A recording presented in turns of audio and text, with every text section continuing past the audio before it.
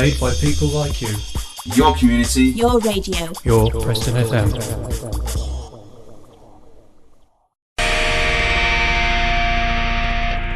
And that's where you are, 103.2 Preston FM. It's Chat City online, tune-in radio, so wherever you are in the world, a very good afternoon to you. Nice to know we have lots of listeners around the world. Thanks for choosing Preston FM. And not that far away in the world is Blackpool, so a very good afternoon. Dennis Parkinson. Dennis, thanks for the message. And you'll have to wait to see if I have found that piece of music you have asked me to play. Will I have found it? Well, you're going to have to wait. Okay.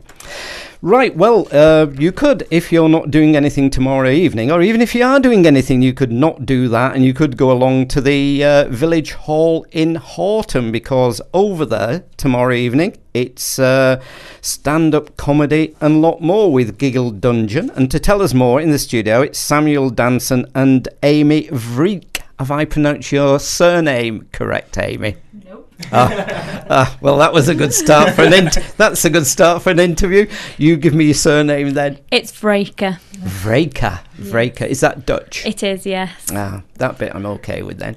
Anyway, a very good afternoon to you both. So tell us something first of all then about Giggle Dungeon. Who wants to tell our listeners all about Giggle Dungeon? Well, I will.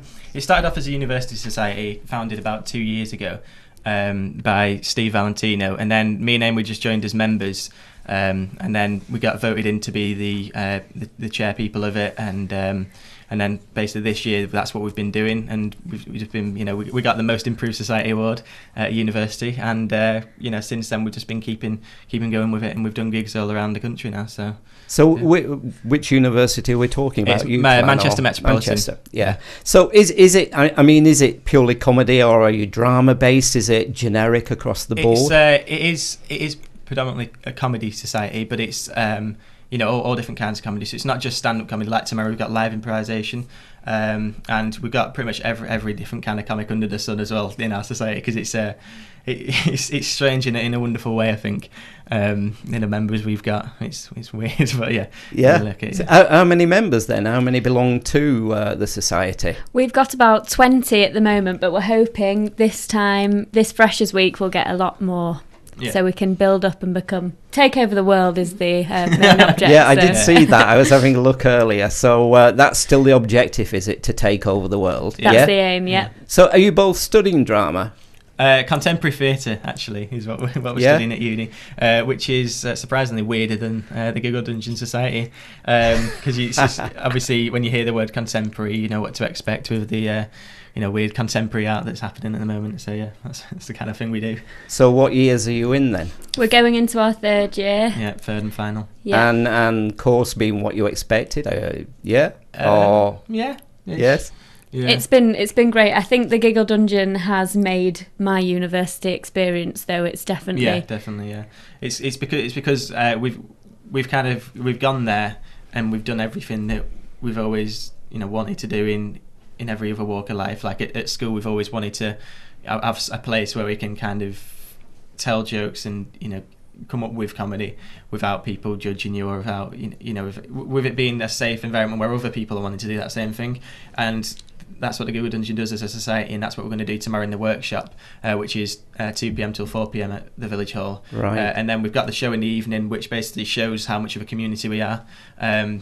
Because during the improv, when the audience is saying a certain thing that they want us to do, and we'll perform it, not knowing what's going to happen, we're all in the same position, and we're all going to come up with a comedy like we do in the sessions, which I think is a great insight for the audience, because they'll see what it actually is like in the sessions. So how difficult is it? It's often we often have listeners, because we often on Chat City and on other programmes on Preston FM, we'll have people in from theatre, from the arts, etc., to talk about the careers now they've got where they are. And often people who are listening who want to go into the theatre sometimes contact us afterwards.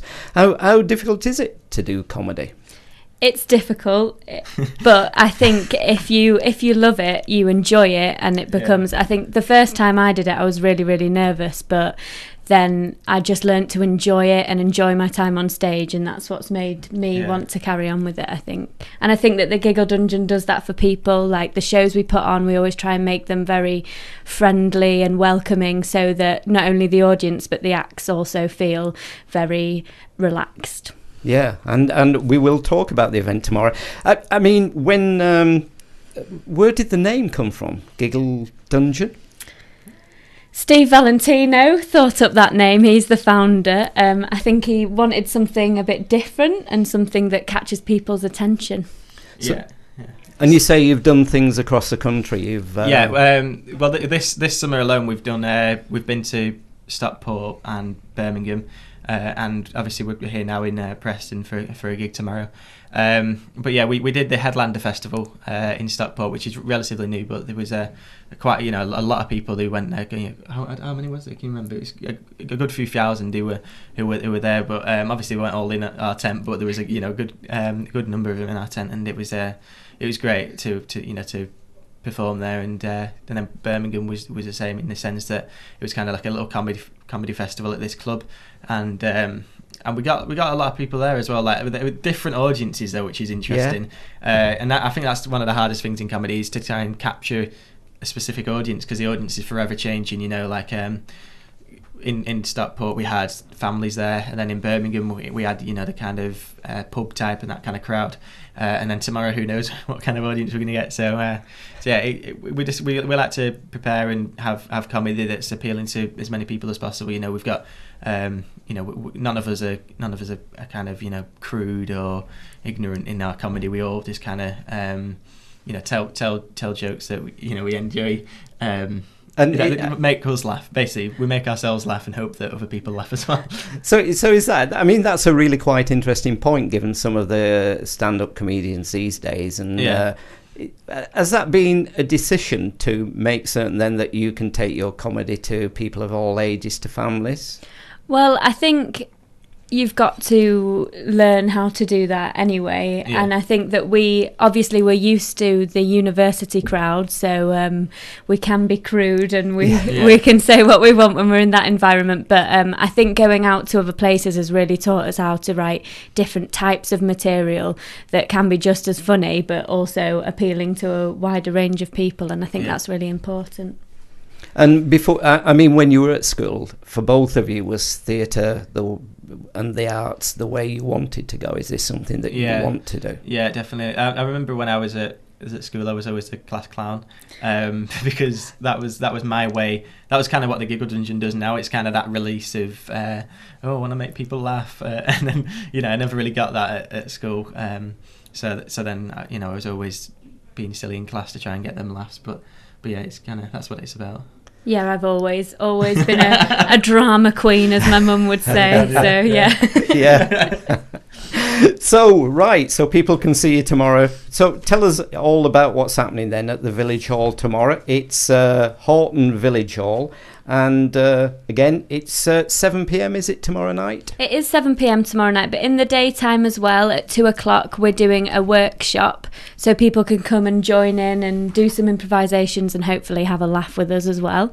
And then 7 o'clock, the doors open. We're going to be doing a stand-up show. We've got some really good acts on, and then after that a bit of live improv, so the audience can get involved and give suggestions, and we'll hopefully be hilarious. Yes. How difficult is that, being doing the stuff like that, the somebody throws something at you, a question, or how difficult do you find that? I mean, it must be absolutely brilliant training, but I'm not sure. I'm not sure I could put myself up for something like that. I hide behind a microphone and I'm okay. How difficult is that? You stand up on stage and somebody expects you to be really funny, and they throw something topical or something at you. Yeah, well, I don't know about you, Amy, but I really enjoy it when someone just throws out a weird suggestion, like 1 minute, you go, oh, you're in an airport, oh, what's the situation? A bear's on the loose. Oh, right, okay.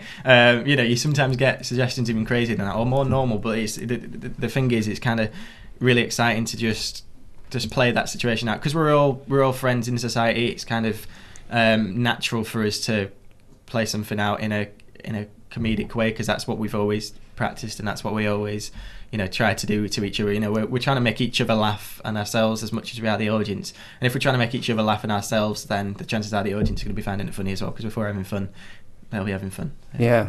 And I think it's also the wanting to raise money out there at the village hall. It needs refurbishment. They've been trying to do it for quite a while now. So the Hoghton players have kindly supported us. They've paid for the rental of the hall, and they're gonna help serve drinks on the night. It's to rebuild the hall, because it's been around for quite a while now. It's starting to look a bit beaten, but luckily the inside and the technology and lighting's all perfect, which is why it's a perfect place for our gig, really, because it means that we can help them out while they help us out with letting us use the equipment and everything like that. So when you get there to the end of uni, which direction do you head in? Is it comedy, is it drama, is it theatre, where would you like to be going? I'm quite glad I've still got a year to make that decision. Have you not decided? No, I want to do everything, but it's becoming clear that might not be possible. So I'm just going to see what this year brings, really, and what opportunities get thrown my way. Well, we know as a society we're looking to keep improving, and this year, compared to last year, we've come so far. So we're hoping that the rate of growth will be the same this coming year, which will mean that by the time we leave university, we're going to be in a very good position to take the society to even more places. We're going to do Edinburgh Fringe next summer. Amy, you were there this summer, weren't you? Yes. Scouting it out for us all. Yeah. Were you performing up there? I did one open spot, but mainly just went to take in the atmosphere, really, and learn things. It's crazy. It was an amazing experience, and I'm really excited that we can all go up as a group next year and show everybody what we've got, really. Yeah. And what else is coming up after Hoghton Village Hall? Have you got lots of other... We've got onto the Freshers Week wristband at Manchester Met, and we've got a headline act in for that, which is Rob Beckett, who's been on Live at the Apollo and all that, and he's coming to do a headline slot for us, and that should be good. That's on Thursday the 25th of September at Manchester Met, Cheshire. And a kind of question, maybe a difficult one for both of you, either venue or role. If you could choose any venue, any role of any actor, any theatre, whatever, do you have one in mind? Well, I'd like to sell out Wembley one day. Yeah, sounds quite. That sounds okay. I think that's a recurring problem with Amy. She's quite small at dreaming. That's right. Yeah, so, I was a bit disappointed with that one. Selling out Wembley, Amy. Yeah. I think what I'm going to do is probably organise a shuttle to go to the moon. Yeah. For mine. We can probably help you with that one. Yeah. That's what I aim to do anyway. So. And is there a website? Can people find out more about Giggle Dungeon? There's a Facebook and Twitter page. So far, we've not set up a website yet, obviously, as we're still predominantly a university society. But that's going to all happen this year, and we're even going to trademark the name Giggle Dungeon, because it's going to turn into a big company that we're going to take everywhere. So. Brilliant. So it's tomorrow. It's Hoghton Village Hall. Have you got the phone numbers and things in front of you? Do you want me to do it, or have you got them and you can do it? No, you haven't. Okay. Well, 7:00 tomorrow. But what time in the afternoon if people want to come along? It's 2:00 in the afternoon till 4:00. And tickets reservations 07817982118, or you can email. It's your email, Samuel. Yep. What is it? It's Samuel Danson at live.co.uk. Brilliant. Okay, so why not go along to Hoghton Village Hall tomorrow evening? So can I thank you both for coming in this afternoon? Thank you very much. Thank you.